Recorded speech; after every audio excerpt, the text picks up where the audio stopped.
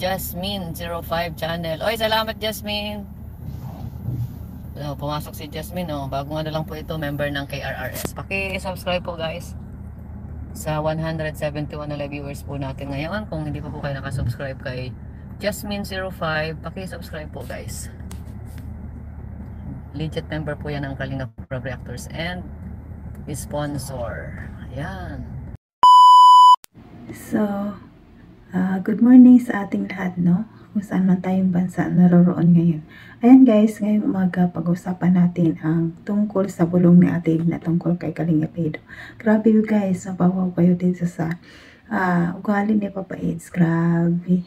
Kahit ako pagkasabi ni Ate Igna, parang naiyak ako sa sinabi niya dahil grabe, sobrang bait ni Kalinga Pedro. Grabe. Bago yan guys, pasalamatan muna natin ang ama ng Kalinga, Santos Matubang, Ate Edna Vlog, Kalinga Prab, Kalinga Pedro, supportahan natin guys. Kalinga supporters, Kalinga team, charity vloggers, supportahan natin guys. At ako, huwag niyo kalimutan, it's me, Jasmine05 channel. Kung hindi ka pa nakasubscribe sa aking channel, please subscribe and don't forget to hit the notification bell para updated ka sa aking mga video. Ito guys, bago tayo mag-umpisa sa ating reaction, manood muna tayo ng video para alamin natin kung ano talaga ang sinabi ni Ate Igna sa bulong niya kay Papa Eds. Tara, let's go! 1, 2, 3, go! Kung gaano kabait si Edo. Ayan o. Kung gaano kabait. Sabihin ko na, ito yung chat ni Edo kay Kalinga Prab na nalaman ko. Ayan o. G, sabi niya, G nga pala, wag mo na ko pasahudin, kakahiya na, okay lang naman kahit wala. Sa iba mo na lang ibigay. Ayan, ayan, yan ang bulong natin guys. Di ba napakabait ni Edo? Sabi naman ni, okay lang, stop. Okay lang insan, stop pa naman kita. Sabi ni Kalinga Prab, okay lang insan, stop pa naman kita. Ano sagot ni, ni Edo? Pandagdag mo na lang yan sa iba nating kasamahan. Diba? Ha? Oh guys, palakpakan natin si Edo. Nakaka-proud. Mga Edsy here. Nakaka-proud. Bait po talaga. Diba? Inaaraw-araw na siyang i-vlog ng mga nakapaligid sa kanya. Wala siyang problema. Hindi siya nagtatago. Hindi katulad ng ibang mga dyan. Nag-viral lang. Nagtatago na. Ayaw na magpa-interview. Si Edo po, kahit saan mo siya mapuntahan, makamit, nasa labas, interviewin mo yan, di ka magsimangot, di anong. Kaya tama po ang inyong sinuportahan. Di ba? Ano pang inisip niya? Sabi niya, pandagdag mo na lang yan sa iba nating kasamahan. Oh, di ba? Oh, kasi lingid po sa inyo, lahat po yung mga kasamahan ni Kalinga Prab. Pag sweldohan na, binibigyan po yan. Pero di ko alam kung ano. Yun. So, dahil si Kalinga Pedro, meron siyang Ayan guys, no, grabe si Kalinga Pedro. Sobrang bait talaga, grabe. Kahit sa mga kasamahan nga lang niya, no, sobrang bait niya, kahit lalo sa Baguio sila, lahat ng maliliit na mga channel tinulungan niya para umangat. Dahil kung siya talaga nakahawak ng live guys, marami talagang palipad, mabait si Kalinga Pedro, hindi niya iniisip ang kanyang sarili kundi para din sa kanyang kasamahan niya, lalo dito sa bulong ni Ate Igna. Lalo akong napahanga at napabilib talaga ako sa kanya. Parang pagkarinig ko sa bulong ni Ate Igna, parang tago sa puso, nakakaiyak, nakakatuwa na ang nararamdaman natin, no, na dahil sa ating pagsisisi, sa ating sinusuportahan, mabait siya mula pa kay Reyna, kahit yung kay E dati na love team, hindi siya nagbabago kahit maraming buzzer. Sabi niya, ini-ignore na lang niya, hindi na lang niya pinapansin. Kasi pag pinansin mo talaga ang buzzer, the more silang iinit at dadami pa sila. Kaya ang tama din yan, dahil ignore lang natin ang buzzer, no? Mag-asawa din yan sila. Aalis din yan. Kaya nga guys, no, ang sinabi niya ni Ate Edna sa bulong niya, sabi niya, gusto siyang sahur ni Kalinga Prab dahil top din siya ni Kalinga Prab. Kaya gusto na Kalinga Prab, sahuran siya, pero ang sagot ni Kalinga Pedro, ibigay na lang yan sa iba sa kasamahan ko. Wow, talagang napahanga ako ng gusto kay sobrang bait niya, no? Hindi niya siniisip ang sarili niya kundi ang ibang kasamahan. Talagang totoong charity vlog siya, no?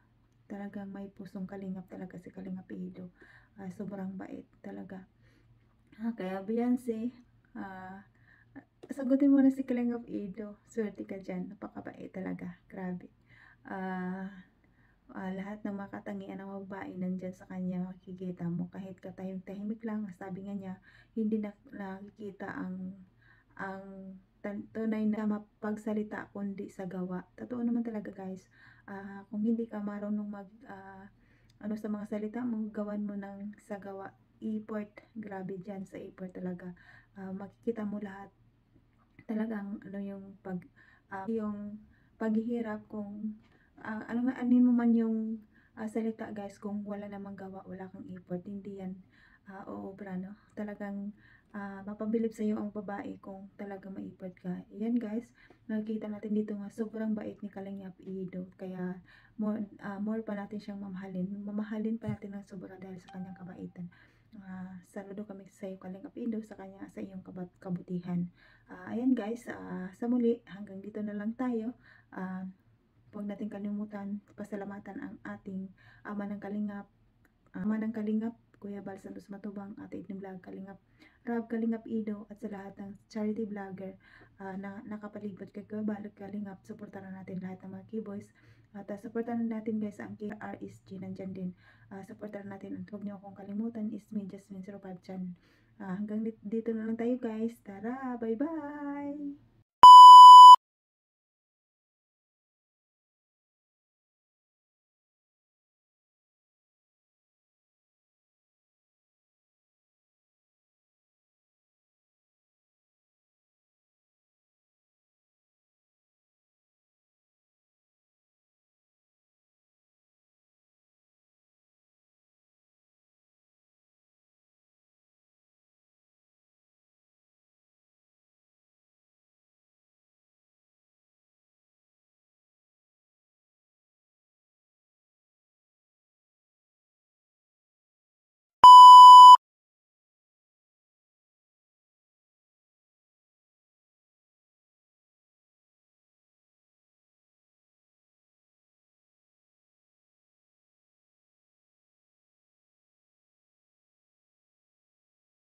In the midnight glow where the stars align, we lose ourselves in the rhythm divine.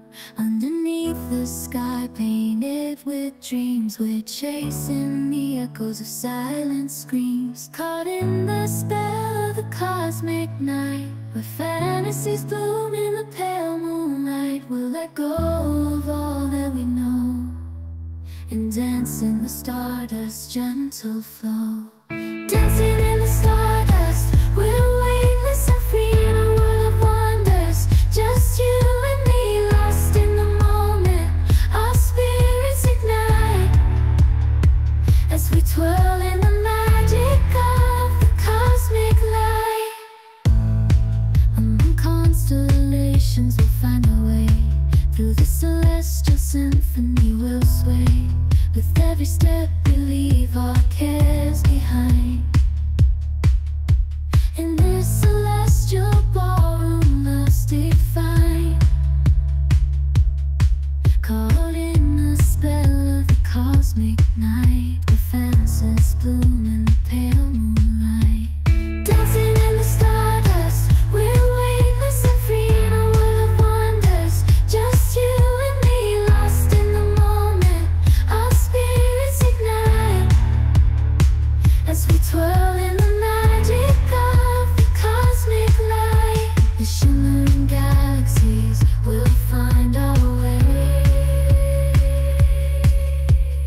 guided by love's everlasting sway. With each celestial heartbeat, we'll dance on in this cosmic gate, as we twirl in the magic of the cosmic light.